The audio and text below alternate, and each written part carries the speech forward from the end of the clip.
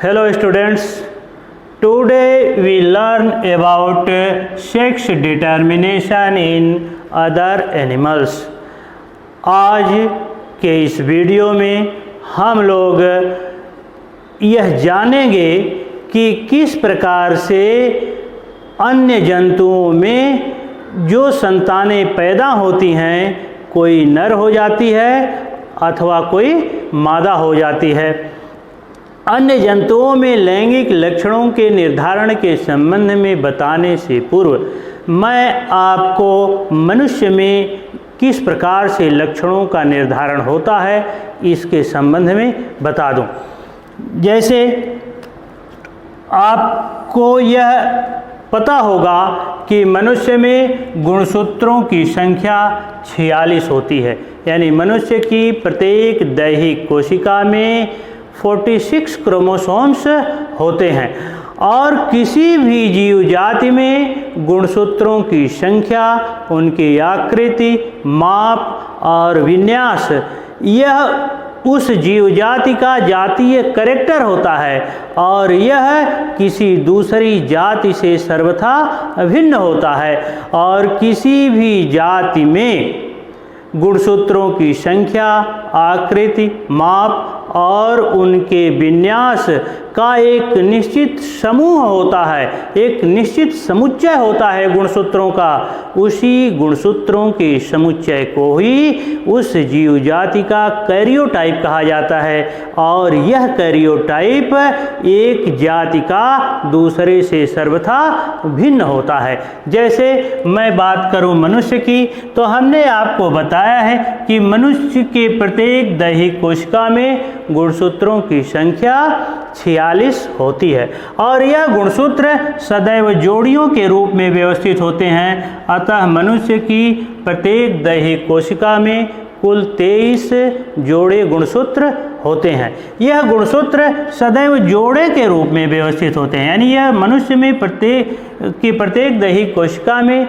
यह जो गुणसूत्र होते हैं यह 23 जोड़े के रूप में पाए जाते हैं। और ऐसे गुणसूत्र जो जोड़े के रूप में पाए जाते हैं, पेयर के रूप में पाए जाते हैं, ऐसे गुणसूत्रों को होमोलोगस क्रोमोसोम्स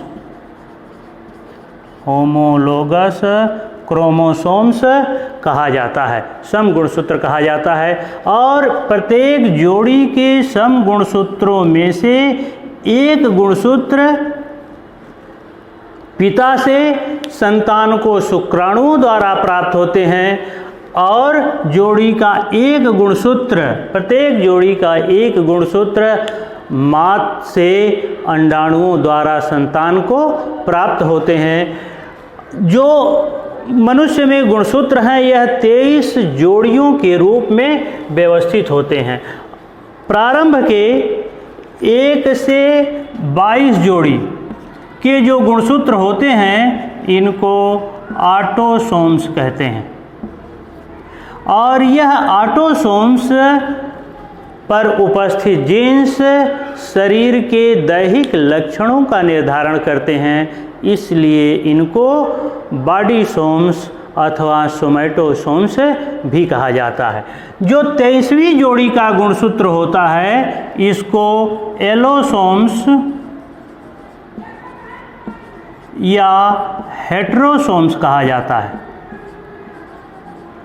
क्योंकि यह 23वीं जोड़ी का गुणसूत्र इस ऑटोसोम्स से हमेशा भिन्न होता है और यह 23वीं जोड़ी का गुणसूत्र ही उत्पन्न होने वाली संतानों के लैंगिक लक्षणों का निर्धारण करता है। इसलिए मनुष्य में इस 23वीं जोड़ी के गुणसूत्र को सेक्स क्रोमोसोम भी कहते हैं, यानी लिंग गुणसूत्र भी इनको कहा जाता है, क्योंकि यह 23वीं जोड़ी का गुणसूत्र ही संतान की लैंगिक लक्षणों का निर्धारण करता है।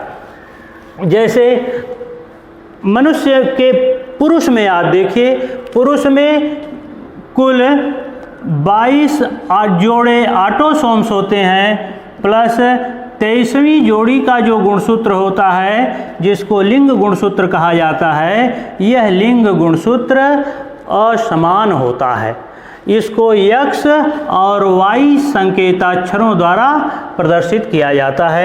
लेकिन जो मादा होती है उसमें 22 जोड़ी ऑटोसोम्स प्लस 23वीं जोड़ी का जो लिंग गुणसूत्र होता है उसको X से प्रदर्शित किया जाता है। और यह 23वीं जोड़ी का जो गुणसूत्र होता है यह मादा में समान तरह का होता है और युग्मक जनन की प्रक्रिया में मादा में समान तरह के अंडाणु बनते हैं, जिसमें 22 ऑटोसोम्स प्लस X क्रोमोसोम्स होते हैं। यानी मादा के अंडाशय की जर्मिनल एपिथेलियल कोशिकाओं में गैमेटोजेनेसिस, जिसको oogenesis भी कहा जाता है, अंड जनन भी कहा जाता है, इस क्रिया द्वारा जो अंडाणुओं का निर्माण होता है उन प्रत्येक अंडाणुओं में गुणसूत्रों की संख्या 23 होती है, जिसमें 22 ऑटोसोम्स होते हैं और 23वां जो गुणसूत्र होता है यह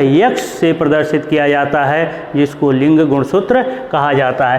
परंतु जो पुरुष होता है इसमें वृषण की सेमनीफेरस ट्यूब्यूल्स की जर्मिनल एपिथेलियल कोशिकाओं द्वारा गैमेटोजेनेसिस, जिसको स्पर्मेटोजेनेसिस भी कहा जाता है, उसके द्वारा जो शुक्राणु बनते हैं यह दो तरह के शुक्राणु होते हैं। एक ऐसे शुक्राणु होते हैं जिसमें 22 ऑटोसोम्स प्लस X क्रोमोसोम होते हैं और दूसरे ऐसे जिसमें 22 ऑटोसोम्स प्लस Y क्रोमोसोम्स होते हैं। अर्थात आप देख रहे हैं कि जो मनुष्य में पुरुष होता है उसमें दो तरह के शुक्राणु बनते हैं। एक X क्रोमोसोम युक्त शुक्राणु और दूसरा Y लिंग गुणसूत्र युक्त स्पर्म शुक्राणु। लेकिन मादा में समान तरह के गुणसूत्रों के समूह वाले अंडाणु बनते हैं, अर्थात मादा युग्मक इकाइयाँ बनती हैं। और नर जो होता है इसमें दो भिन्न तरह के युग्मक इकाइयाँ बनती हैं। इसलिए मनुष्य में जो पुरुष होता है वह हेटेरोगैमेटिक होता है, विषम युग्मकी होता है।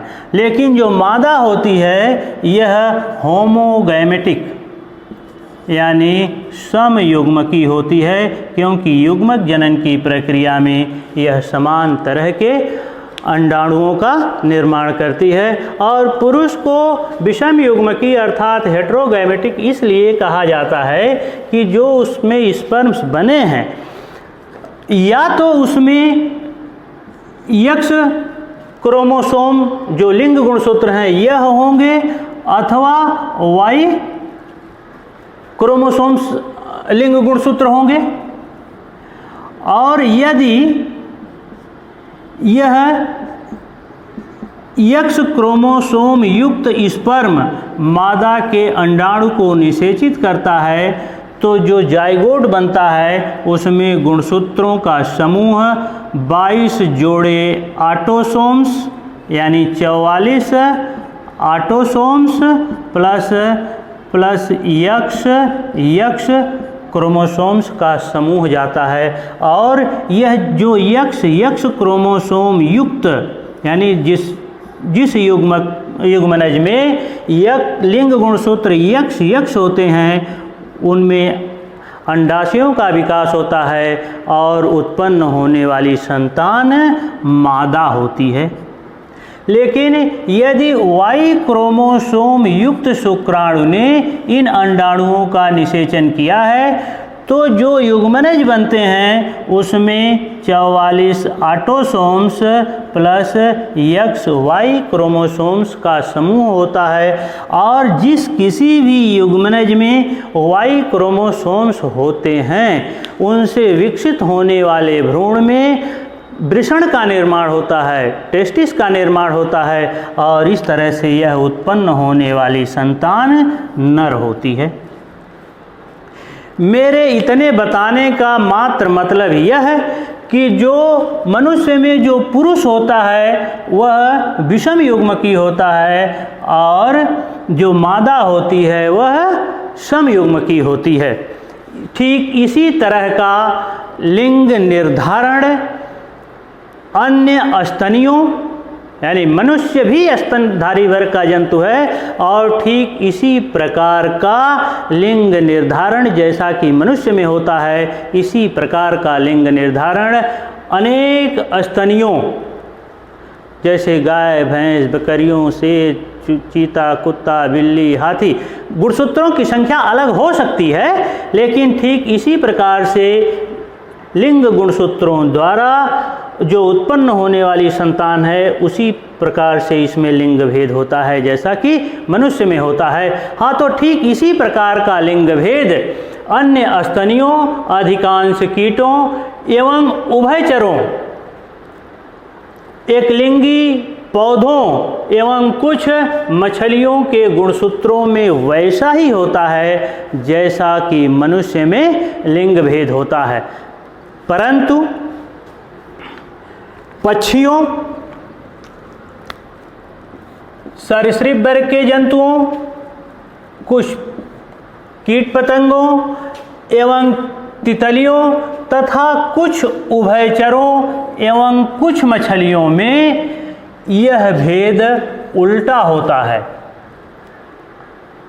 अर्थात नर में लिंग गुणसूत्र समान होते हैं अर्थात नर जो होता है वह होमोगैमेटिक होता है युग्मक जनन प्रक्रिया अर्थात शुक्राणु जनन जिसको स्पर्मेटोजेनेसिस कहते हैं उसमें वह समान तरह के शुक्राणुओं का निर्माण करता है जबकि मनुष्य में जो शुक्राणु जनन प्रक्रिया द्वारा शुक्राणुओं का निर्माण होता है वह असमान तरह के शुक्राणुओं का निर्माण होता है और जो मादाएं होती हैं किसमें पक्षियों सरीसृपों तितलियों कुछ उभयचरों और कुछ मछलियों में जो मादाएं होती हैं वह असमान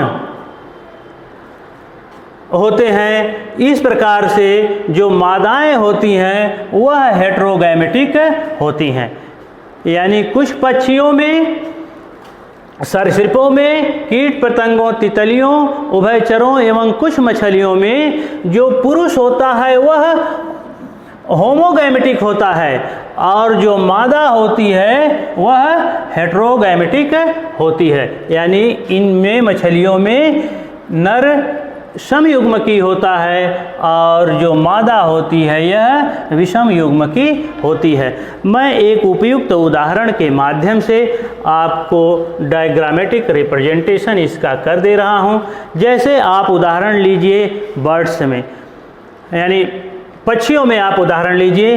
पक्षियों में हमने अभी आपको बताया कि जो नर होता है यह होमोगैमेटिक होता है और युग्मक जनन की प्रक्रिया में यह समान तरह के युग्मकों का निर्माण करता है और यह जो लिंग गुणसूत्र हैं पक्षियों में इसको विभिन्नित करने के लिए जेड अक्षरों से प्रदर्शित किया जाता है और जो मादा होती है वह हेटेरोगैमेटिक होती है अर्थात युग्मक जनन प्रक्रिया जिसको आप oogenesis अर्थात अंड जनन कहते हैं। इस अंड जनन की प्रक्रिया में यह असमान तरह के अंडाणुओं का निर्माण करती है। कुछ अंडाणु ऐसे होते हैं जिसमें लिंग गुणसूत्र जेड होते हैं और कुछ ऐसे होते हैं जिसमें लिंग गुणसूत्र जिसको W से प्रदर्शित किया जाता है। लेकिन जो नर होता है उसमें यह जो स्पर्म्स बनते हैं यह इसमें गुणसूत्र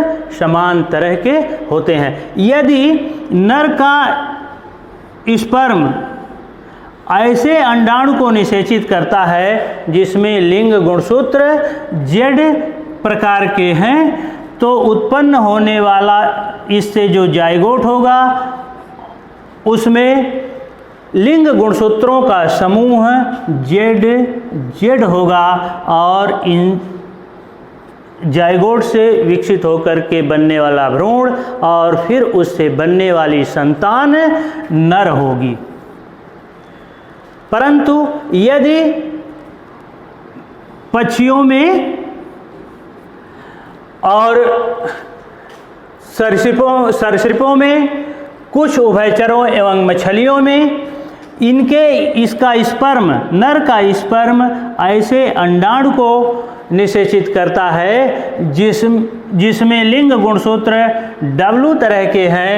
तो इनसे जो युग्मनज बनेगा, जो जाइगोट विकसित होगा, उसमें लिंग गुणसूत्रों का समूह ZW होगा और उनसे जो भ्रूण यानी एम्ब्रियोजेनेसिस प्रक्रिया के फलस्वरूप भ्रूण बनेंगे और उस भ्रूण से जो संतानें उत्पन्न होंगी वह मादा होंगी। मेरे कहने का मतलब यह था कि मनुष्य में जो नर होता है वह हेटेरोगैमेटिक होता है, विषम युग्म की होता है। जो मादाएं होती हैं वह समयुग्मक की होती हैं।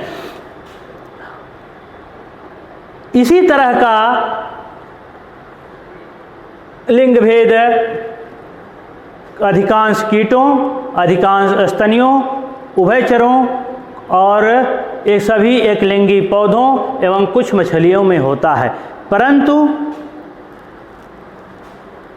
अधिकांश पक्षियों, सरीसृपों, पतंगों, तितलियों, कुछ उभयचरों और कुछ मछलियों में जो नर होता है वह होमोगैमेटिक होता है। युग्मक जनन की प्रक्रिया में यह समान तरह के युग्मकों का निर्माण करता है और जो मादा होती है यह हेटेरोगैमेटिक होती है। युग्मक जनन प्रक्रिया अर्थात अंड जनन में यह असमान तरह के अंडाणुओं का निर्माण करती है।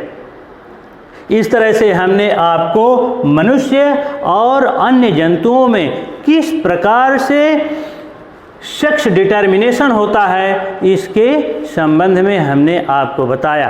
अब एक चीज़ और भी मैं आपको बता दूं कि कुछ ऐसे भी कीट होते हैं जैसे टिड्डे एवं वक्ष में यही लिंग भेद नर या मादा में लिंग गुणसूत्रों में से एक की अनुपस्थिति में होता है। जैसे आप मधुमक्खियों में देखें, मधुमक्खियों में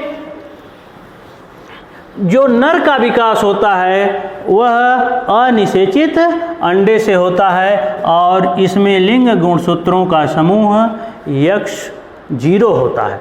और जो मादा होती है इसका विकास निषेचित अंडे से होता है और इसमें लिंग गुणसूत्रों का डिप्लॉयड सेट होता है, जबकि नर में लिंग गुणसूत्रों का हैप्लॉयड समूह होता है।